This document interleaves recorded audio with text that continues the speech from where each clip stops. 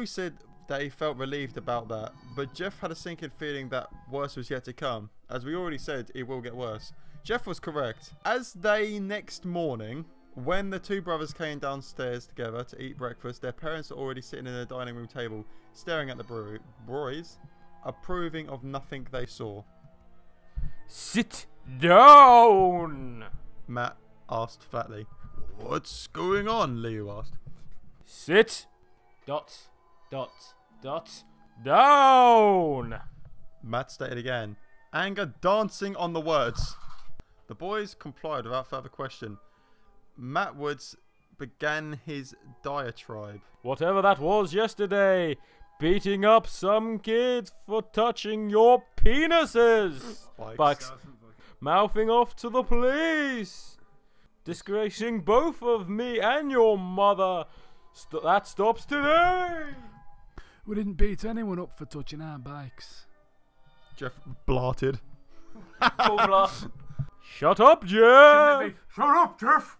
This is a one-way conversation, his father barked. We didn't mention before, but Jeff's father was saying back to Staffy.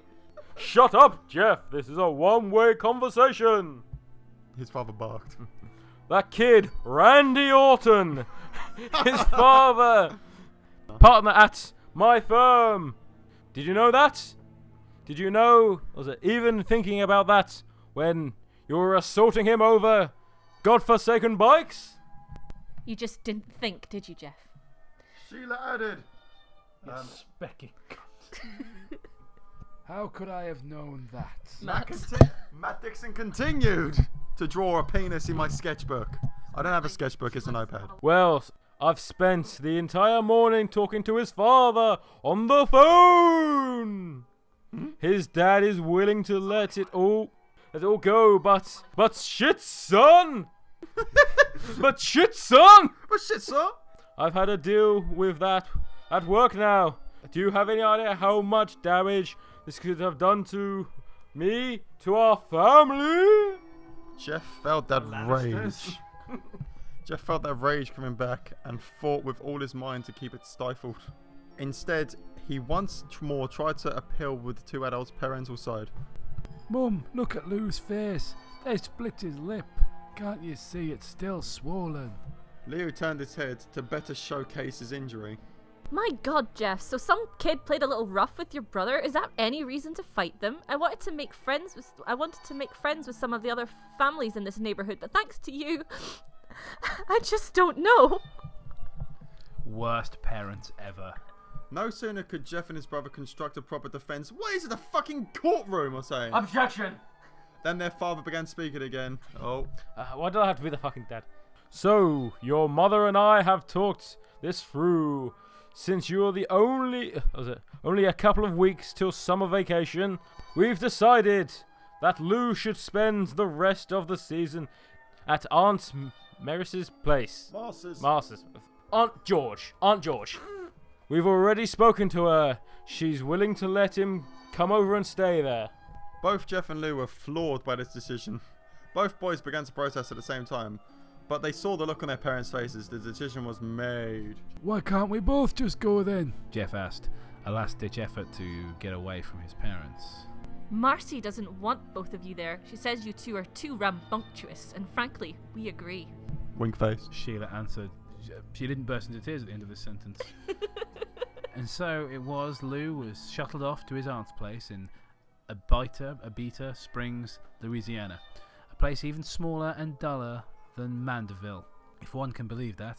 Jeff watched his brother leave and then walked back to his bedroom. I guess that's more believable though than him getting arrested. Yeah, it's quite a lot more believable, isn't it?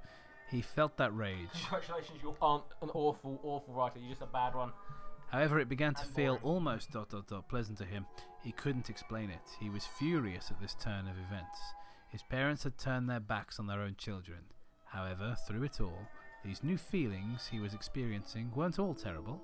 The anger, for example, he could almost taste it. It felt like thick, sweet syrup stirring around in him. This is just a metaphor for homosexuality, isn't it? Yeah. Of course, he knew the extra ingredient was love. Of course, he knew the extra ingredient that would complete the flavour. What? That satisfying joy he'd felt when he had Randy and his friends on the ropes. What? I mean, we're not making this up, guys. It really is this perverse. The day prior. That mixed perfectly with the anger to create some intoxicating product that Jeff almost craved now. Do you figure this guy was starving at this point? He just thought, I better get myself Starving some and fucking horny. Slim at Jim. the Yeah. same time. Hangry and horny. No, that's hungry and angry.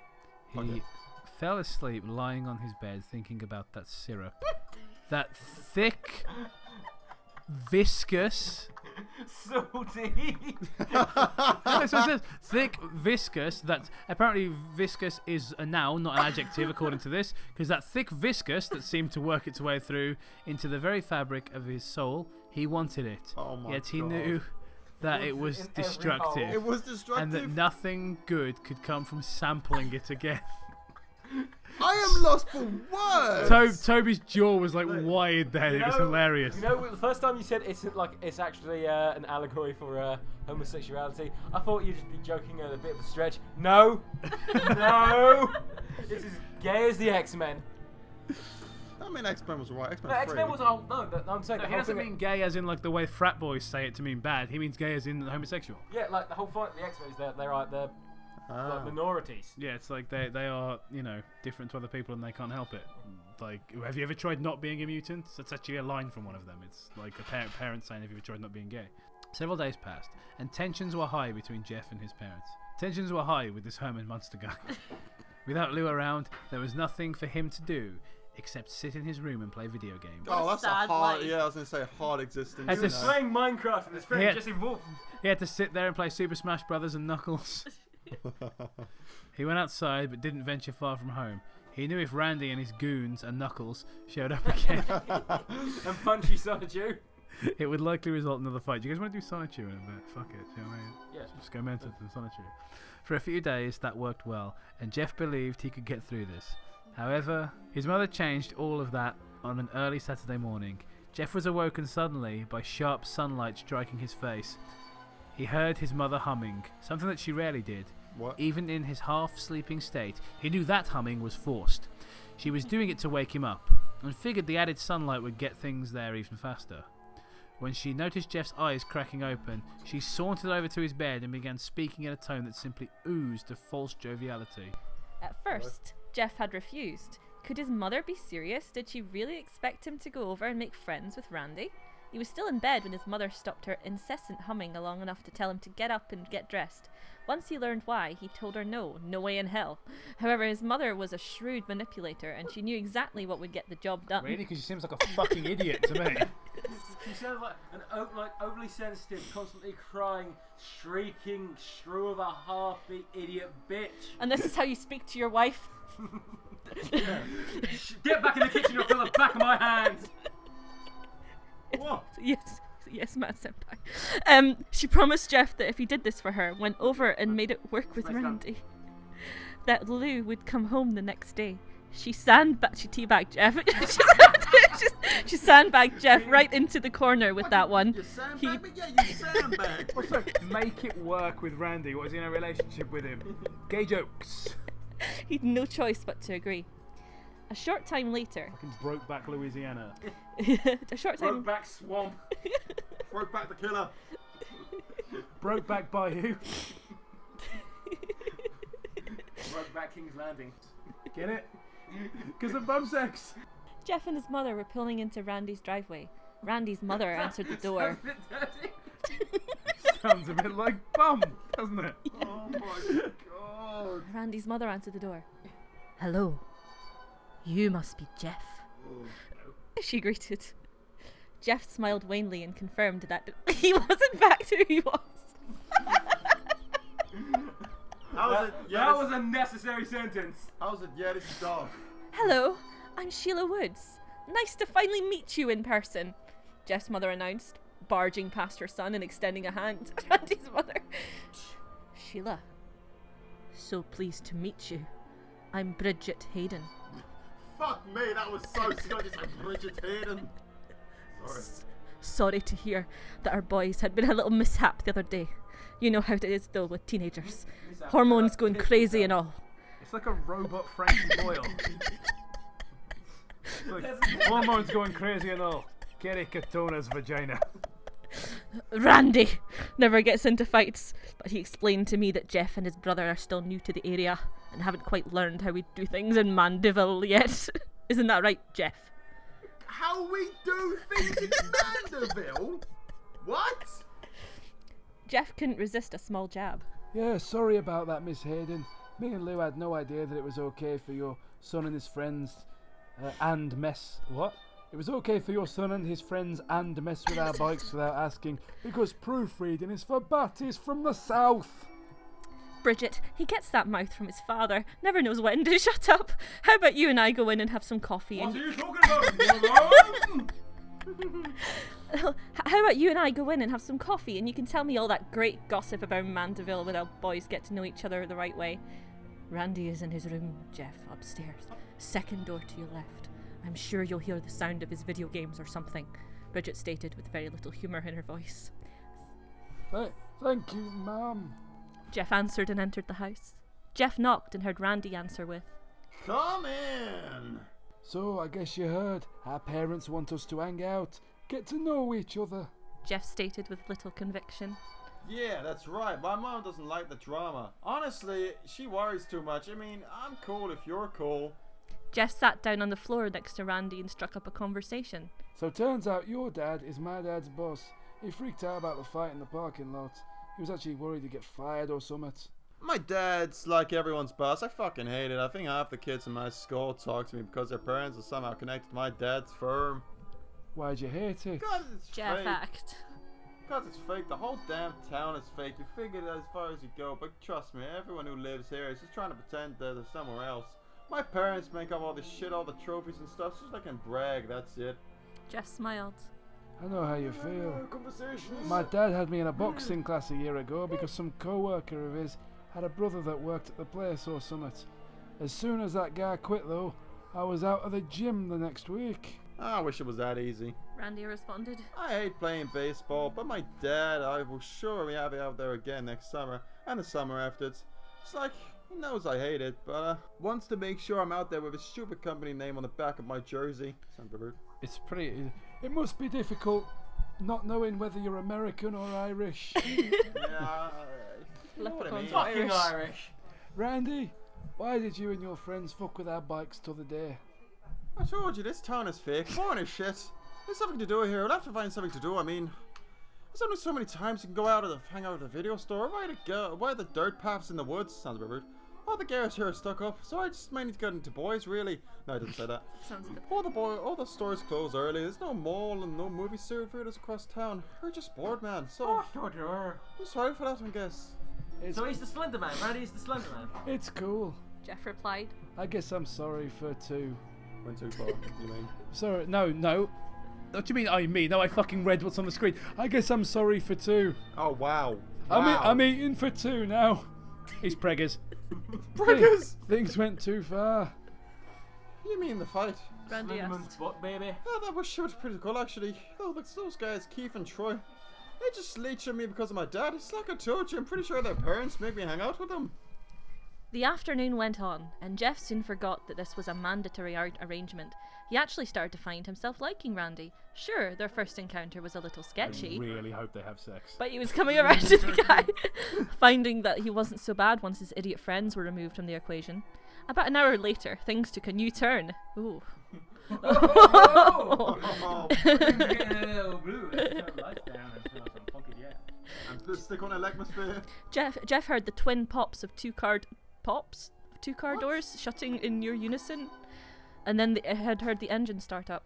He dropped the game controller and peered out of Randy's bedroom window just in time to see his mother and Randy's mother backing out of the driveway. Our parents are leaving. Jeff said. About time. I figured that my mom would eventually talk to your mom and go into shopping or go get some coffee or something like that. Jeff heard Randy pause the game. Hey Jeff, come downstairs. I want to show you some really cool stuff. I bet you do. What stuff? Have you ever heard of Weird. butt chugging? It's like weird butt stuff. Now 30% weirder. Randy invited and Jeff followed. Randy led Jeff out into the garage. It was hot in there with the main door shut. Oh Jeff, it's so hot in here. Don't you agree? I better take my top. Hot in here, so take off all your clothes.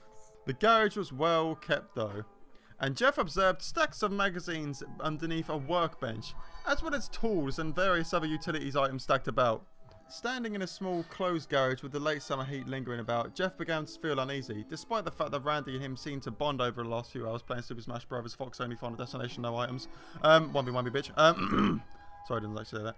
Jeff couldn't ignore the sense that things were somehow different now that the adults were gone. What did you want to show me? Jeff asked. Hold on, let me get it. I think it's a Guinness. Randy replied, moving the magazines out to reveal a small red box. Jeff watched as Randy removed the box and opened it. Check out my dad's flare gun, Randy announced, and waving the red tubular gun about. That escalated quickly. Whoa, be careful with that. Jeff shouted, more out of shock than real concern. It's fine, dude. Don't be a pussy. Not even reloaded, Randy said.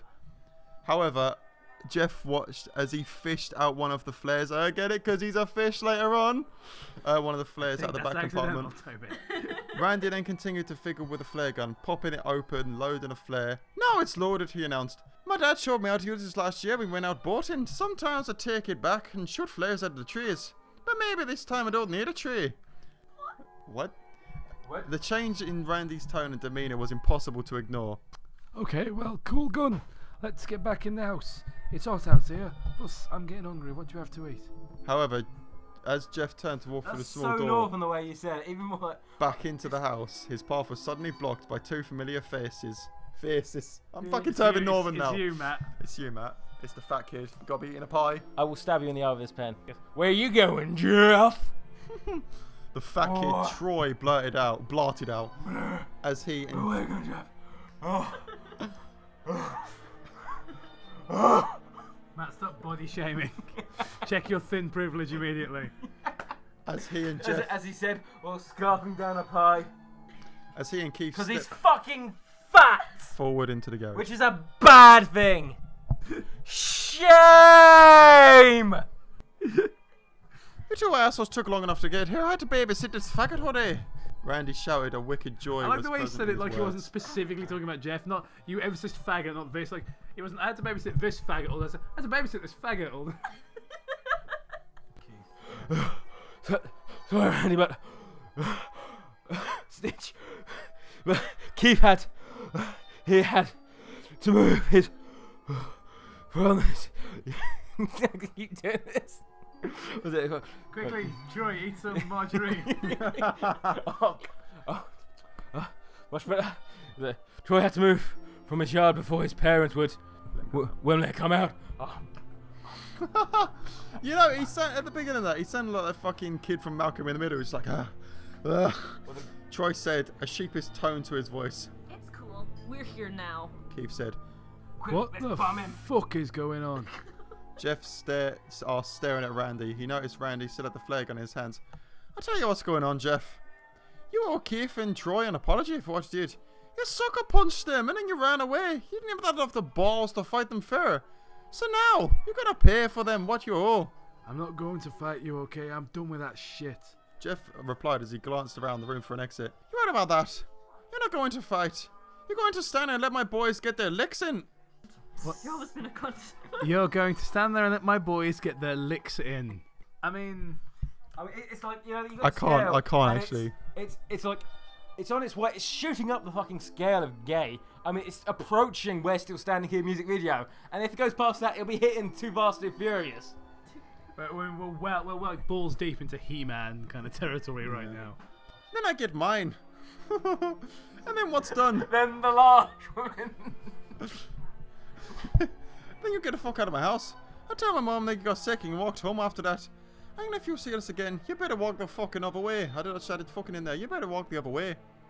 I'm not going to stand here and get hit by you or your friends. So just let me go home. How about that?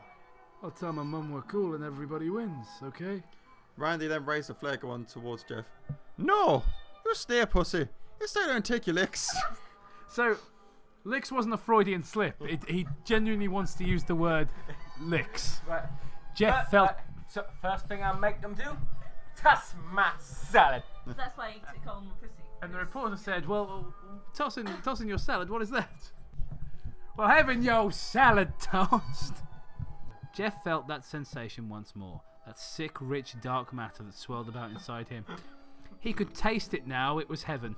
Oh my god. We are not like we keep. This- I know, Please, guys, read the story along with us because we're not making this shit up. I This know, is like, on every the now and then page. We do interject like gay jokes, which is like really easy, low hanging. It's like, yeah, absolutely.